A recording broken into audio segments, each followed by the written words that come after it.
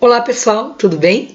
Agora, como eu disse na última aula remota, eu vou comentar um pouquinho para vocês sobre prismas. Lembrando que isso está na página 40 e 41 da apostila. Na verdade, tem até da 42, ok? Então vamos lá.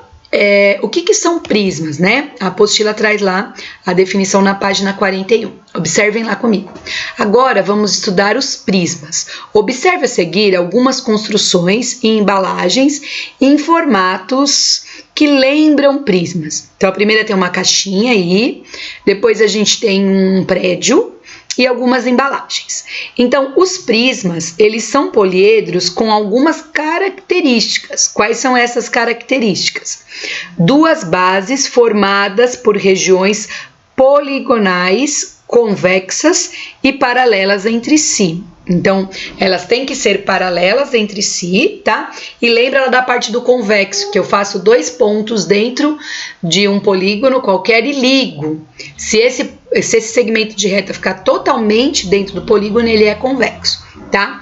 Outra característica, superfícies laterais delimitada por paralelogramos. Então, nós teremos retângulos, vocês verão que todas as laterais sempre são retangulares, tá? Aí, na página 40 da apostila, ele traz dois exemplos, fala do que é a base, do que é a face lateral, ele explica para vocês um pouquinho, faz uma ilustração. E aí ele traz a seguinte informação. Dizemos que um prisma é reto quando as arestas laterais formam com a base ângulo de 90 graus, que a gente já estudou isso, né? Neste caso, as alturas correspondem a medidas de cada aresta lateral do prisma. Se os ângulos forem de outra medida, o prisma é oblíquo. Em geral, quando não é expresso o tipo de prisma, trata-se de um prisma reto. Então, a maioria dos exercícios não deixa claro que é um prisma reto. Ele considera que você saiba que é um prisma reto, que está formando aí essa aresta lateral, está formando um ângulo de 90 graus com a base, tá? A rigor, paralelepípedos são prismas cujas bases são paralelogramos.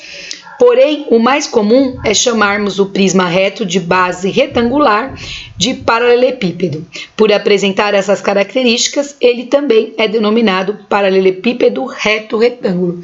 Como disse a parágrafo anterior, paralelepípedo retângulo. A gente acaba não usando o reto, ok? E aí, ele traz pra gente aqui, ao lado,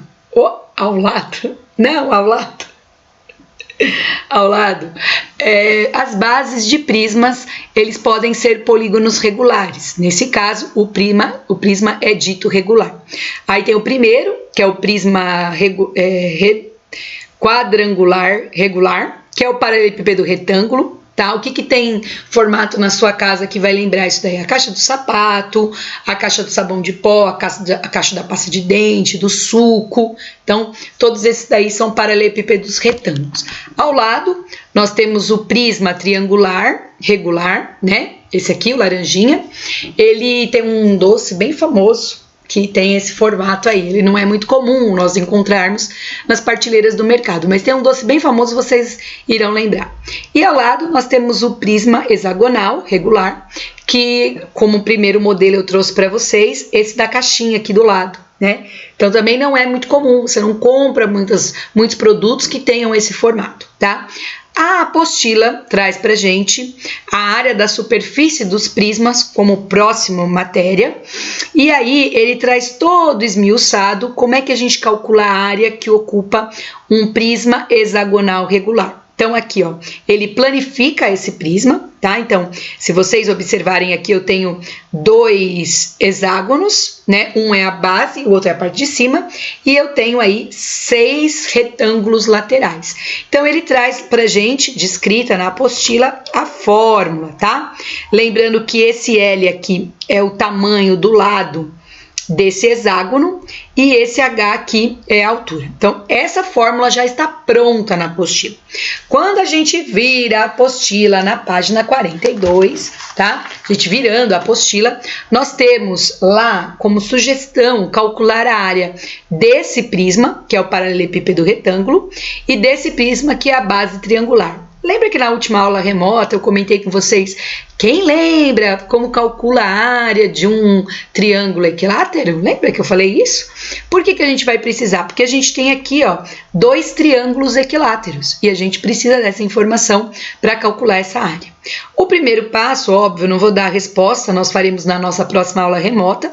Ele pede a área da superfície desse paralelepípedo retângulo aqui, ó. Tá? Então, nós temos aqui o paralelepípedo retângulo e aí ele tem 2 centímetros de comprimento e 4 de altura. Lembrando que aqui o comprimento é 2 e a profundidade também é 2, tá? E aí eu vou dar uma dica para vocês, né? Nós teremos a área total igual. Então, o que a gente tem aqui de comum? Eu vou chamar esse comprimento de A profundidade de B e esse pedacinho de C. O que a gente tem? A gente tem 2 quadrados que tem a base aqui sendo A e a altura sendo B. Então, eu tenho o 2, né, que vai multiplicar A vezes B, tá? Então, eu tenho 2 quadrados que a área é A vezes B. Depois, eu tenho 2 retângulos que a área é A vezes C. Então, eu tenho 2 retângulos que a área é A vezes C.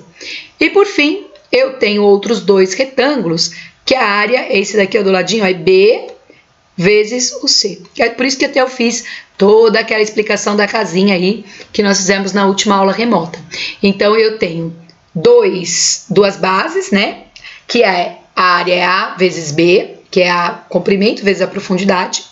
Depois, eu tenho 2 retângulos, que é A vezes a altura, que é C.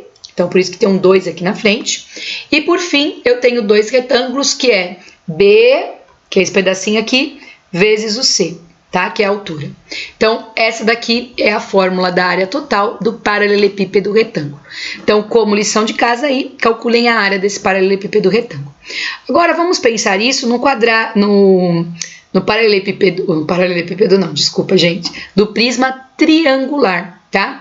Então, o que eu tenho aqui, ó? Eu tenho o comprimento, que é o meu lado aqui, do paralelepípedo retângulo, e eu tenho a minha altura, tá?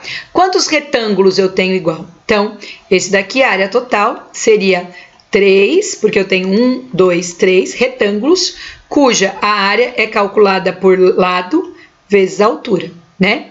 E fora isso, eu tenho 2 triângulos equiláteros. Vamos lembrar da fórmula do triângulo equilátero? Então, é 2 vezes o L ao quadrado, raiz de 3 sobre 4.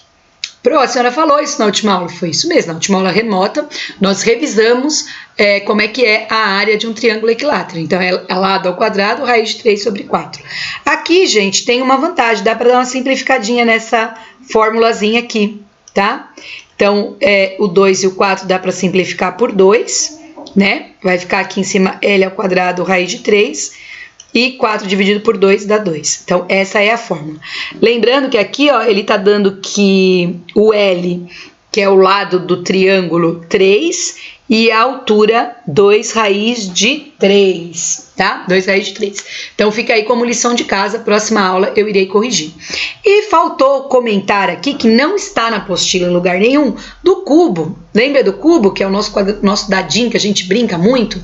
A vantagem do cubo é que todas as áreas, quando a gente planifica, são todas iguais. É um quadrado.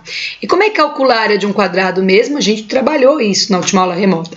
Lado vezes lado. Então, aqui, se a gente tem A, é A vezes A, né? Então, a área total, quando a gente fala do cubo, são 6 quadradinhos de A ao quadrado. Ok? Então, eu tenho 6 quadradinhos, o quadradinho, a área é A vezes A, e aí eu tenho 6 multiplicando. Então, com isso, né, vocês podem fazer esses 2 itens que estão na página 42 da apostila. Eu vou deixar descrita lá no nosso roteiro de estudo, e também o exercício 1 da página 42, tá? Ele é desse tipo aqui, ele é do tipo prisma hexagonal, ok? E na nossa próxima aula remota, irei fazer a correção com vocês, ok? No mais, deixem um like, se inscrevam no canal, ativem o sininho, e até o próximo vídeo, galera. Tchau, valeu!